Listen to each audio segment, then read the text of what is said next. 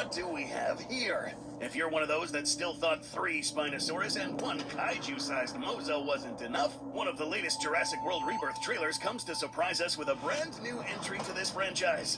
Another Spinosaurus! On this episode of Gochi Center, we take the plunge once again into the depths of this hellish island to look into some of the new information and speculation involving some of the greatest comebacks in dinosaur history. This is Jurassic World Rebirth's now even larger Spino Pack Explored. We will get to explaining what this sailback and kaiju Moza dynamic will likely bring to the film. Before that, however, we'll give you a bit of a recap on the sailback's role in Jurassic films, and then speculate on what would happen if these two entities met.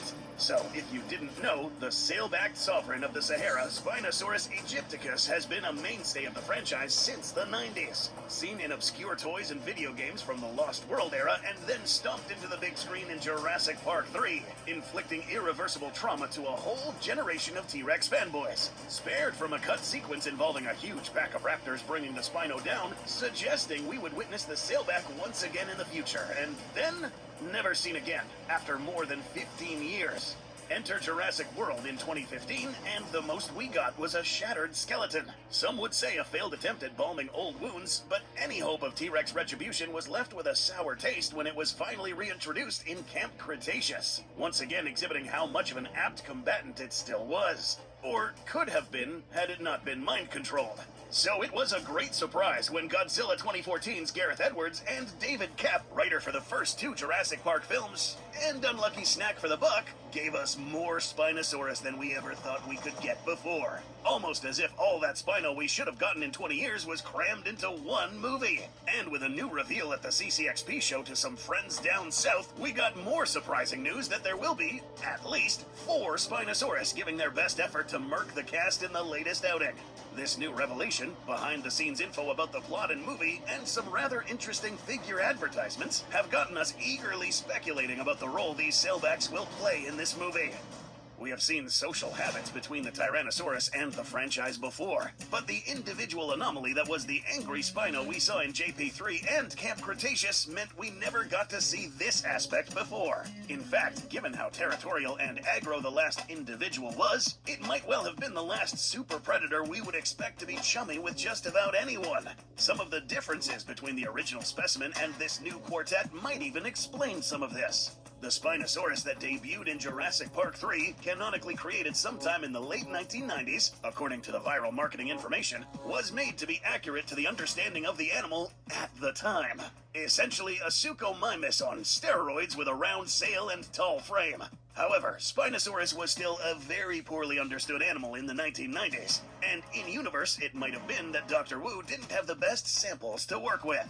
Attempts at patching up the genome and experimenting in the amalgam testing that seemed to create this creature might have altered the end result. Some marketing material described this as an accident left on Sorna.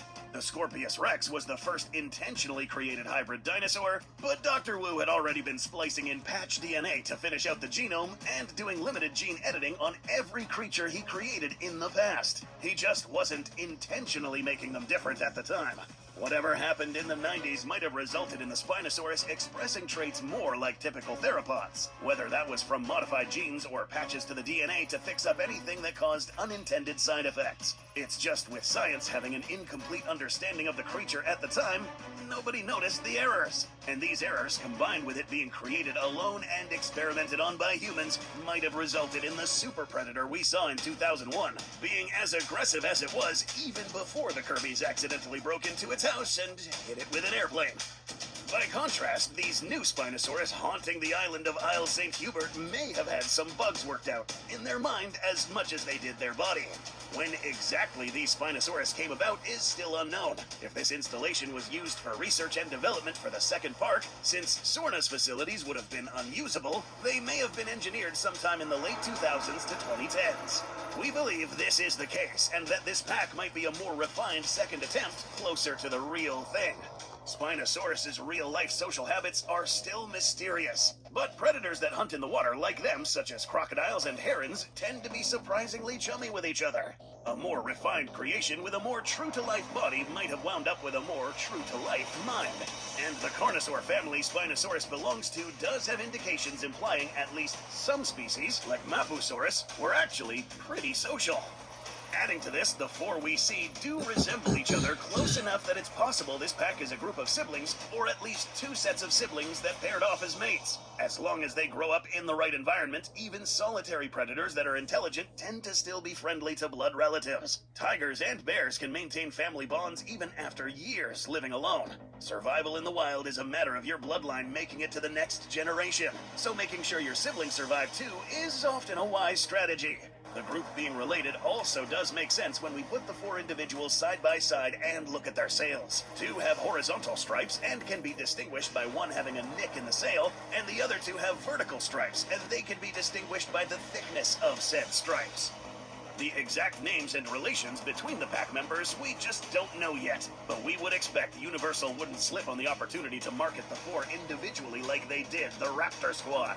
This is also a reason why we were skeptical of early rumors that the classic Spinosaurus would be returning as the leader of the pack. Had the original Spinosaurus met this new quartet, we doubt they'd rise to the top or have the friendliest reaction to each other. Given the original InGen Spino had been through as much as it did to make it one of the most aggressive beasts in the series, and having to rough it alone on one of the most dangerous locations in the franchise for years, it might not exactly be the most sociable beast. That is because social predators with close-knit groups can be hostile to outsiders, and Sorna's apex predator would be an uncanny-looking stranger to the pack. Remember, in nature, those who lead groups rarely got there by beating down all the others. Had the JP3 Spino reacted to this new pack with the aggression it treated other predators and tried to forcefully take over, the Spino would quickly find himself outnumbered by the retaliating pack. This fearsome foursome certainly are going to be a major threat to the cast, alongside their colossal mosasaur ally. But there is also another threat in the water that might be less friendly to them. This minifigure playset showcasing some of the boat scene also shows off this whole area seeming to be full of sea mines. If this is true, we might end up leaving the movie with fewer sailbacks than we started. That, or the Spinosaurus might even be aware of this danger and were intentionally driving the boat towards it.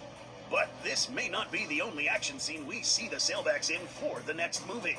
In a movie that apparently has very familiar-looking quilled raptors, abandoned laboratories, stranded families, hostile pterosaurs, and Spino-inflicted violence towards boats, it seems like Jurassic Park 3 nostalgia is in.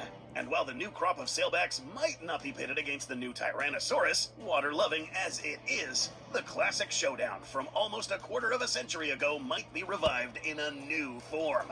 A recent toy commercial for the Colossal Clash figures prominently showed off one member of the Spinosaurus pack pitted against the new Tower of Terror in this latest outing, the distortus Rex. However, as educated by grown men slamming toys together like we did in our younger days, just one Spinosaurus might not cut it against a Goliath bruiser like this. Seems to spoil the outcome pretty obviously, with the Abomination winning in the commercial.